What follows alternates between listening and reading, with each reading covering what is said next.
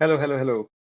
Welcome to this episode of the Illuminating Soul podcast, where I discuss some summary and insights from books I'm reading, with the aim that some of you will find those insights interesting, and hopefully, some of you will be encouraged to pick up those books and maybe read those books.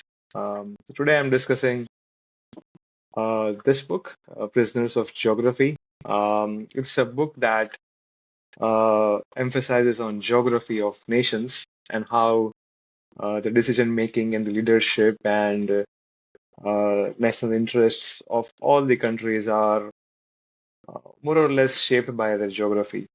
For example, USA, Russia, China, they all have different geographies, and hence they have different outlooks towards the world and different ambitions and different concerns and different national interests, goals that they pursue.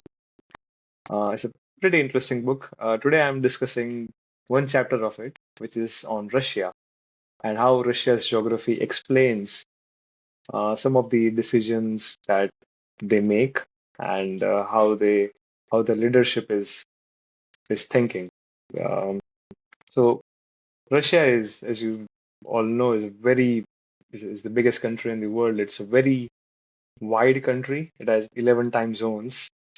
But we can divide the country in two regions. So there is this Ural mountain range. The east of that, the eastern side of that Ural mountain range is Siberia. So the vast majority of the country is on the eastern side of that range. And Siberia is pretty large. It's humongous, but it's very sparsely populated. It takes around 6 days in trains to cut through uh, cut through Siberia. It's pretty large. Nobody lives there. Very few people live there. But it's rich with minerals and all the different kinds of oil and gas and all the natural resources that Russia relies on. On the west of the Ural mountain range is the actually populated region of Russia, which is considered to be in Europe. So that's the European Russia, and the eastern part is the Asian Russia. Um, the western part of it, which is in Europe, is mostly flat. So that's very huge flat land. Um,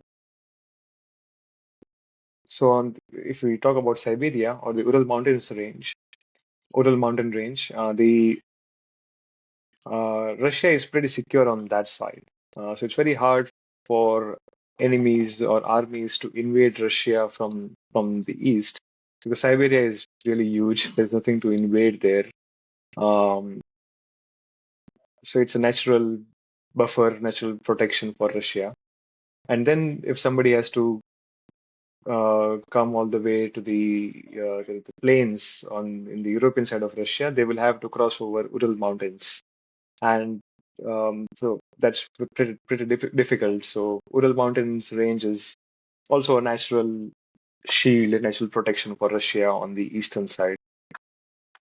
However, on the western side, there is a huge northern European plain of which Russia is a part, but all the other countries like Poland and Germany and Belgium and even France. So uh, there is a very long stretch of plain, uh, and those plains, like so, if an army wants to invade Russia, they can use those plains to invade Russia. And there is a choke point in that plain. So Poland is the choke point. Poland is 300 miles wide. So if Russia wants to defend itself, if it can make sure that the armies don't cross that choke point, um, it can prevent somebody from reaching Russia. That's an interesting part of that plain that Russia wants ideally to control to make sure armies don't reach the Russian border. Because once you cross Poland, the plain widens, and by the time you reach the Russian borders, the plain is 2,000 miles wide. So it's impractical for Russia to defend the 2,000-mile wide plain. So if some army has reached that point, uh, Russia may not be able to defend itself. So Russia would ideally want no one to cross Poland, and so that's their ideal strategic um, ideal strategy where they won't want anybody to cross Poland. Um, but even if somebody crosses Poland, Russia is quite far from Poland. So by the time armies reach Russian border, their supply lines are running very long, and it's very hard logistically to keep those supply lines functional. And so Russia has this strategic depth. So even though these are all planes, and in theory, a very well equipped army could reach Russia, but the supply lines are so deep. In practice, countries have found that it's very hard to invade Russia. Like Napoleon had tried, Germany has tried twice. Germany had tried twice in the World War One, World War Two. So Hitler and Napoleon, and they found that it's not that easy to invade Russia because of its strategic depth. Um, and so it feels that Russia is not easy to invade. From on the eastern side, it has Ural Mountains and Siberia to protect it. On the western side, there are plains, but plains are just so vast that no country can manage the supply lines to invade Russia. So Russia looks defensible, but despite that strategic depth, Russia had been invaded several times in the last 500 years. The Poles tried to invade Russia in 16th century or 17th century. The Swedes tried, Napoleon tried, um, Germany tried twice. So uh, even though it has this strategic depth, Russia is still paranoid about these planes. They don't want foreign power to control these planes. So that's why after 1945, after the Second World War, um, the Soviet Union formed. They had this Warsaw Pact, essentially to control all these countries in these plains, to make sure nobody can ever cross Poland to reach Russia. But as we know today, all Soviet Union fell apart, and many of these countries in these plains are actually in NATO. So there are U.S. military bases and foreign military bases right at the border of Russia, thanks to these NATO countries. So it feels natural for Russia to be paranoid uh, about foreign powers controlling these planes, and which explains a lot of the decisions that Kremlin makes when it's dealing with uh, geopolitics. When we can see the impact of this paranoia about the planes in its foreign policy. So that is one of the big takeaway of this chapter, that these plains are wide, these are huge, and these are all plains. So on the western front, Russia does not have a natural geographical shield, and that's why its outlook towards the west, um, toward its west, is always with a bit of uh, it's always wary about foreign powers controlling its west. Um, the other aspect of its geography, which forms a lot of its decision making, is that even though it has a huge sea line, it's a big country. Most of its sea line is in the Arctic, which freezes in for half of the year. It does not have it. It has ports in the Arctic, and but all of these are not warm water ports. So they are not operational throughout the year. Russia, one of the biggest limitations of Russian geography is that it lacks a warm water port. It does not have a warm water port. And this has been troubling it since 1000 AD, maybe, like, so for now 1000 years. It has been that lack of warm water port is always on its mind. Even Peter the Great, one of the rulers of Russia, many centuries ago. Um, it suggested its army generals and the next generation to always try to reach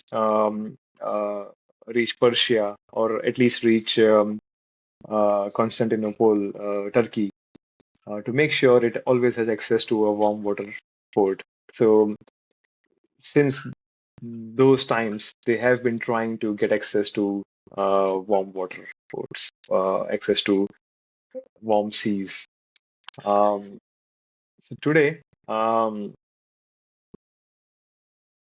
which so this obsession of the warm water ports explains its Soviet Union's adventures in Afghanistan.